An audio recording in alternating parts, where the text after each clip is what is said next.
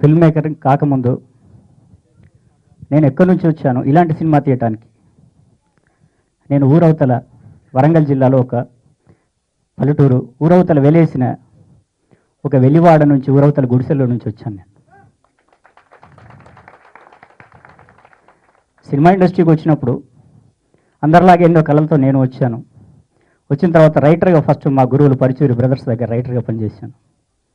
రైటర్గా పనిచేస్తున్నప్పుడు దాని పరిధి మాకు కొంచెం చాలా లిమిటెడ్గా ఉంటుంది. ఎందుకంటే వాళ్ళు తెచ్చిన కథని మాత్రమే మేము ఉన్న పరిధిలో న్యాయం చేయాల్సి వస్తుంది, అంతకంటే మాకు ఫ్రీడమ్ ఉండదు. తర్వాత నేను డైరెక్షన్ చేయాలనుకున్నప్పుడు కొంచెం డైరెక్టర్ ఫ్రీడమ్ ఉంటుంది. అందుకే డైరెక్షన్ చేయాలనుకున్నప్పుడు డైరెక్టర్ వ్యూస్ అనేవి కొంచెం ఎక్కువ స్థాయిలో సినిమాలు పెట్టడానికి అవకాశం ఉంటుంది. అందుకని నా ఫస్ట్ ఫిల్మ్ నగరం నిద్రపోతున్న వేళ జగపతి బాబు చార్మితో చేశాను.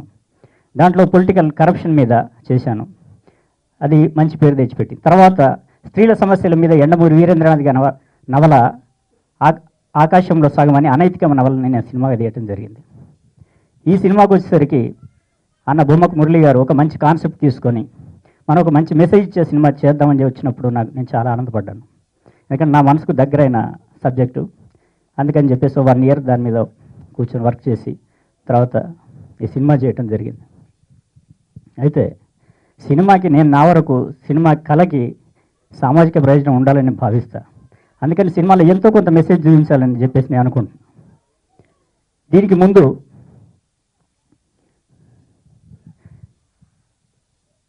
దీంట్లో ఈ సబ్జెక్టు అంటే ఇప్పుడు దాదాపుగా మనం బయట పేపర్లో టీవీలో చూస్తున్న చాలా అనేక సంఘటనలు దీంట్లో ఉంటాయి. ఎందుకంటే మూలాలు మర్చిపోయినోడు జీవితంలో ఎవడు పైకి రాడు. అందుకని ఈ సినిమా చూస్తున్నప్పుడు నేను తీసిన సినిమా అయినా నేను చాలాసార్లు కళ్ళు నీళ్ళు పెట్టుకోవడం జరిగింది. ఎందుకంటే ఇవాళ కైలాంజ్ నుంచి మొదలు పెడితే 10 కుప్ప నీరుకొండ కారం చెడు దాకా ఇవాళ నా దళిత బిడ్డలు ఇవాళ కూడా ఎక్కడ అత్యాచారాలు గురవుతూ ఉన్నారు. అంటే స్వాతంత్రం వచ్చి 70 ఏళ్ళైనా కానీ ఇవాళకి దళితుల మీద అత్యాచారాలు ఆగటం లేదు.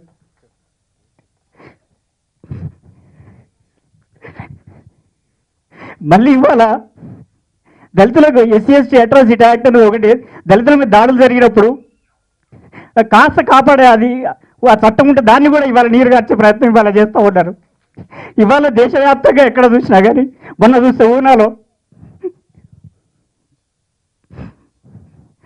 దళిత తల్లుల్ని చెల్లెల్ని ఇవాళ గుడ్డలు కూడా తీసి రోడ్డు మీద పరేడ్ చేస్తా కూడా ఈ దేశంలో అడిగే దిక్కు లేదు.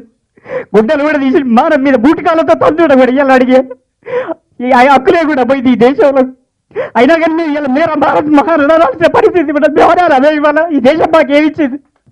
మధ్యలో తెలంగాణ మూమెంట్ జరుగుతూ ఉంది. మధ్యలో గ్యాప్ తీసుకొని మూమెంట్లో అంటే కొన్నాళ్ళు చూస్తూ ఉన్నాం, మన ప్రొఫెషన్లో బిజీగా ఉన్నాం.